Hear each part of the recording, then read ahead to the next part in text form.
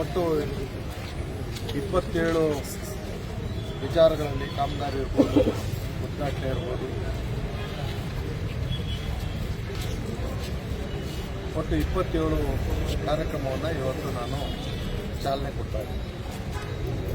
ಅದರಲ್ಲಿ ಲ್ಯಾಂಡ್ ಆರ್ಮಿಯಿಂದ ಒಂದು SCPT work ಒಂದು 30 ಲಕ್ಷದ್ದು, PWDಯಿಂದ ಒಂದು 4,65,00,000 SCP ಕಾಮಗಾರಿಗಳು ಮತ್ತು ನಮ್ಮ ಪುರಸಭೆ ವ್ಯಾಪ್ತಿಯ ಕಾಮಗಾರಿಗಳನ್ನ ಮಾಡ್ತೀವಿ. ನಮ್ಮ urban water supply, Karnataka urban water supply ಮತ್ತು ಡ್ರೈನೇಜ್ ಬೋರ್ಡಿಂದ ವಾರ್ಡ್ ನಂಬರ್ 9, 10, 12 ಮತ್ತು 15ರಲ್ಲಿ ಒಳಚರಂಡಿ ವ್ಯವಸ್ಥೆಯನ್ನು ಹೊಸದಾಗಿ ಮಾಡ್ತಕ್ಕಂಥ, ವಾರ್ಡ್ ನಂಬರ್ 9, 10, 12 ಮತ್ತು 15ರಲ್ಲಿ 2,60,00,000 ಒಳಚರಂಡಿ ವ್ಯವಸ್ಥೆಯನ್ನು ಹೊಸದಾಗಿ ಮಾಡುವಂಥ ಕಾಮಗಾರಿಗೆ ಇವತ್ತು ಚಾಲನೆ. ಶಿಕ್ಷಣ ಇಲಾಖೆಯಲ್ಲಿ CSR ಅನುದಾನದಲ್ಲಿ 2,19,00,000 ಅನುದಾನವನ್ನು ತಿಗಡಹಳ್ಳಿ, ಕುಂದೂರು, ಗುಂಡಾಪುರ ಶಾಲೆಗಳ ಉದ್ಘಾಟನೆ ಹಾಗೂ ಮಳವಳ್ಳಿ ಪಟ್ಟಣದಲ್ಲಿ DRC ಕೇಂದ್ರ ಅಂದರೆ 1,25,00,000 DRC ಸೆಂಟರ್ನು ಕೂಡ ಇವತ್ತು ಗುದ್ದಿ ಪೂಜೆಯನ್ನು ಮಾಡಿದೆ. ಇದು ಸರ್ಕಾರದ ಅನುದಾನ, ಇವೆಲ್ಲ CSR ಅನುದಾನ.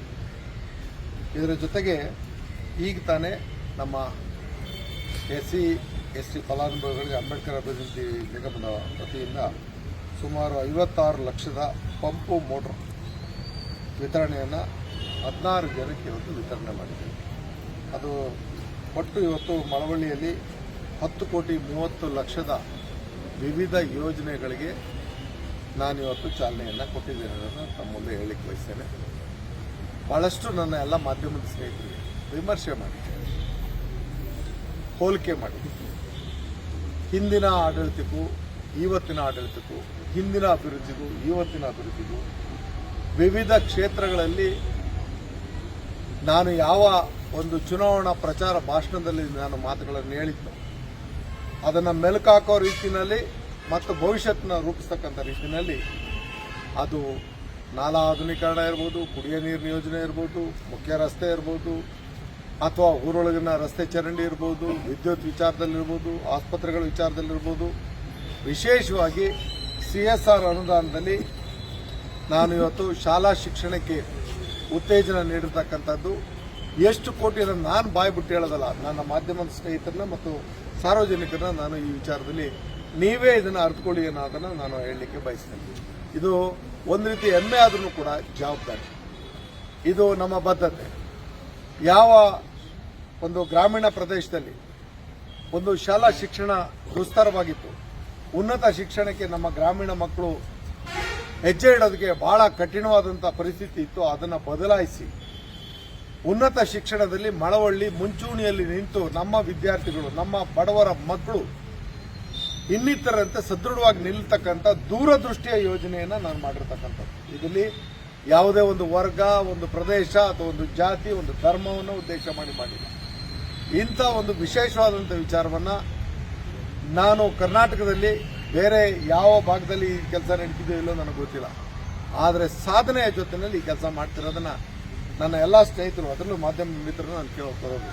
ಯಾರ್ಯಾರೋ ಬಂದು ದಿನ ಬೆಳಗಾದ್ರೆ ಅದು ಇದು ಅಂದ್ಕೊಂಡು ಅಪಪ್ರಚಾರ ಮಾಡ್ಕೊಂಡು ತಿರುಗ್ತಾ ಇರೋರು ನಾನು ಉತ್ತರ ಕೊಡಬೇಕಾಗಿಲ್ಲ. ಆದರೆ ವಾಸ್ತವಾಂಶ ನಿಮ್ಮ ಮುಂದೆನೇ ಇದೆ, ಅಭಿವೃದ್ಧಿ ಕಣ್ಣೆದುರಿಗೆ ಇದೆ, ಯೋಜನೆಗಳು ಯಾತಕ್ಕೋಸ್ಕರ ಅನ್ನೋದು ನಿಮ್ಗೆ ಅರಿವಿದೆ. ಸಾರ್ವಜನಿಕ ವಲಯದಲ್ಲಿ ಈ ವಿಚಾರವನ್ನು ಚರ್ಚೆ ಮಾಡಬೇಕಾದಾಗ ಟೀಕೆ ಟಿಪ್ಪಣಿಗಳಿಗೆ ನಾನು ಉತ್ತರ ಕೊಡಬೇಕಾದ ಅವಶ್ಯಕತೆ ಇಲ್ಲ. ಸಾಧನೆನೇ ಅದಕ್ಕೆ ಉತ್ತರ, ಅಭಿವೃದ್ಧಿನೇ ಅದಕ್ಕೆ ಉತ್ತರ, ನಮ್ಮ ಯೋಜನೆಗಳೇ ಅದಕ್ಕೆ ಉತ್ತರ ಅನ್ನೋದನ್ನ ಸ್ಪಷ್ಟ ಮಾತುಗಳನ್ನ ಹೇಳಿ, ಯಾವುದೇ ವಿಚಾರದಲ್ಲಿ ಅಂಜದೆ ಅಳಕದೆ ಜನಪರವಾದಂಥ ಜನೋಪಯೋಗಿಯಾಗಿರ್ತಕ್ಕಂಥ ಒಂದು ಜನರ ರಕ್ಷಣೆ ಮತ್ತು ಭವಿಷ್ಯತ್ತನ್ನು ರೂಪಿಸ್ತಕ್ಕಂಥ ಜವಾಬ್ದಾರಿನಲ್ಲಿ ಒಂದು ಹೆಜ್ಜೆ ಆದ್ಮೇಲೆ ಇನ್ನೊಂದು ಹೆಜ್ಜೆಯನ್ನು ಇಡ್ತಾ ಇರ್ತಕ್ಕಂಥದ್ದು. ಹಲವಾರು ವಿಚಾರದಲ್ಲಿ ನನ್ನ ಜವಾಬ್ದಾರಿನ ನಿರ್ವಹಿಸ್ತಾ ಇದ್ದೀನಿ ಅನ್ನೋದನ್ನ ತಿಳಿಸ್ತಾ, ಇನ್ನೂ ಮುಂದಿನ ದಿನಗಳಲ್ಲಿ ಹೆಚ್ಚಿನ ಒಂದು ಕಾರ್ಯಕ್ರಮಗಳ ಜೊತೆಯಲ್ಲಿ ಈ ಮಳವಳ್ಳಿಯ ಸರ್ವಾಂಗೀಣ ಅಭಿವೃದ್ಧಿಗೆ ನಾನು ಜವಾಬ್ದಾರಿಯನ್ನು ಮಾಡ್ತಾ ಇದ್ದೀನಿ ಅನ್ನೋದನ್ನು ತಿಳಿಸಿ, ಇನ್ನು ಮುಂದಿನ ಒಂದು ಕಾರ್ಯಕ್ರಮ ಮುಂದಿನ ತಿಂಗಳು ಸಾಧ್ಯ ಆದರೆ ನಮ್ಮ ಸೆಷನ್ ಮುಗಿದ ತಕ್ಷಣ ಹಲವಾರು ಯೋಜನೆಗಳನ್ನ ಉದ್ಘಾಟನೆ ಮತ್ತು ಶಂಕುಸ್ಥಾಪನೆ ವಿಚಾರಗಳು ನಮ್ಮ ಮುಖ್ಯಮಂತ್ರಿಗಳಾದಂಥ DK ಶಿವಕುಮಾರ್ ಅವರು ಮತ್ತು ವಿವಿಧ ಇಲಾಖಾ ಸಚಿವರುಗಳ ಜೊತೆಯಲ್ಲಿ ಮಳವಳ್ಳಿಯಲ್ಲಿ ಒಂದು ವಿಶೇಷವಾದಂಥ ಕಾರ್ಯಕ್ರಮವನ್ನು ಹಮ್ಮಿಕೊಳ್ತಾ ಇದ್ದೀನಿ. ಆ ದಿನ ನಮ್ಮ ಮಳವಳ್ಳಿಗೆ ಯಾರ್ಯಾರು CSR ಅನುದಾನವನ್ನು ನೀಡಿದ್ರು, ಯಾವ ವಿಚಾರಕ್ಕೆ ಅದು ವಿನಿಯೋಗ ಆಗಿದೆ, ಆ ಒಂದು ಸಂಸ್ಥೆಗಳವರೆಗೂ ಕೂಡ ನಾವು ಸನ್ಮಾನ ಮಾಡೋದು ನಮ್ಮ ಮಳವಳ್ಳಿಯ ಸಾರ್ವಜನಿಕರ ಪರವಾಗಿ ನಾನು ಮಾಡೋದು ನನ್ನ ಜವಾಬ್ದಾರಿ. ಮುಖ್ಯಮಂತ್ರಿಗಳ ನೇತೃತ್ವದಲ್ಲಿ ಆ ಕೆಲಸವನ್ನು ಮಾಡಿ ಅವರಿಂದನೇ ಅವ್ರಿಗೂ ಸನ್ಮಾನ ಮಾಡಿಸೋದಲ್ಲದೆ ಮುಖ್ಯಮಂತ್ರಿಗಳ ಜೊತೆಲೇ ಅವರಿಗೆ ಊಟದ ವ್ಯವಸ್ಥೆಯನ್ನು ಮಾಡಿ, ಅಂದರೆ ಔತಣಕೂಟವನ್ನು ಕೊಡಿಸತಕ್ಕಂಥದ್ದು. ನಾವು ನಮ್ಮ ಹಳ್ಳಿಯ ಜನ ನಾವು ನಮಗೆ ಸಹಾಯ ಮಾಡಿದವ್ರನ್ನ ಸ್ಮರಿಸ್ತಕ್ಕಂಥ ಜವಾಬ್ದಾರಿನೂ ನಾವು ಯಾವ ರೀತಿ ಮಾಡ್ತೀವಿ ಅನ್ನೋದು ತೋರಿಸೋದಕ್ಕೆ ಒಂದು ಅವಕಾಶ ಅನ್ನೋದನ್ನು ನಾನು ಹೇಳ್ತಾ, ನಿಮಗೆಲ್ರಿಗೂ ಈ ಒಂದು ಸಂದರ್ಭದಲ್ಲಿ ಮತ್ತೆ ಮಳವಳ್ಳಿನಲ್ಲಿ ಪ್ರಚೋದನಾತ್ಮಕವಾದಂಥ ಸಾಕಷ್ಟು ಘಟನೆಗಳು ನಡೀತಾ ಇದೆ. ನಾನು ಇವತ್ತೇ ಎಚ್ಚರಿಸ್ತಾ ಇದ್ದೀನಿ, ನಾವೇನು ಕಣ್ಣು ಮುಚ್ಚಿ ಕೂತಿಲ್ಲ, ಅಥವಾ ಅಸಹಾಯಕರು ನಾವಲ್ಲ, ಅಸಮರ್ಥರು ನಾವಲ್ಲ. ಆದರೆ ವಿನಾಕಾರಣ ಕಾಲು ಕೆರೆದು ಪ್ರಚೋದನಾತ್ಮಕವಾಗಿ ವಿಚಾರಗಳನ್ನ ಯಾರಾದರೂ ಹೆಜ್ಜೆ ಇಟ್ಟಿದ್ದಾದರೆ ಕಾನೂನು ತನ್ನ ಕೆಲಸವನ್ನು ಮಾಡಲಿಕ್ಕೆ ನಾವು ಜವಾಬ್ದಾರರಾಗ್ತೀವಿ. ಆ ವಿಚಾರದಲ್ಲಿ ಇತರರು ಏನು ತಿಳ್ಕೊಂಡಿದ್ರೆ ಅದಕ್ಕಿಂತ ನಮಗೆ ಶಕ್ತಿನೂ ಇದೆ, ಯೋಗ್ಯತೆಯೂ ಇದೆ, ತಿಳುವಳಿಕೆಯೂ ಇದೆ ಅನ್ನೋದನ್ನು ತಿಳಿಸ್ತಾ, ಅಭಿವೃದ್ಧಿನಲ್ಲಿರ್ತಕ್ಕಂಥ ಮಳವಳ್ಳಿನ ಯಾರು ಕೂಡ ಕೆಣಕೋದು ಬೇಡ. ಈಗ ನಮ್ಮ ಹತ್ರನೂ ದಾಖಲೆ ಇದೆ. ಪ್ರತಿಭಟನೆ ಮಾಡ್ತಿರೋರಿಗೆ ಯಾರ್ಯಾರ ಅಕೌಂಟ್ಗೆ ಇವತ್ತು ಏನೇನು ಫೋನ್ಪೇ ಮತ್ತೊಂದು ಹೆಂಗೆ ಹೋಗಿದೆ, ಯಾರ್ಯಾರು ಹಿಂದೆ ಇದ್ದಾರೆ, ಎಲ್ಲ ದಾಖಲಾತಿ ನಮ್ಮ ಹತ್ರ ಇದೆ. ಸೂಕ್ತ ಸಂದರ್ಭದಲ್ಲಿ ಇದನ್ನು ಬಹಿರಂಗಪಡಿಸ್ತೀನಿ. ಇದು ಸುಮ್ಮನೆ ನಿಲ್ಲಲ್ಲ, ಇದು ಬೇಡ.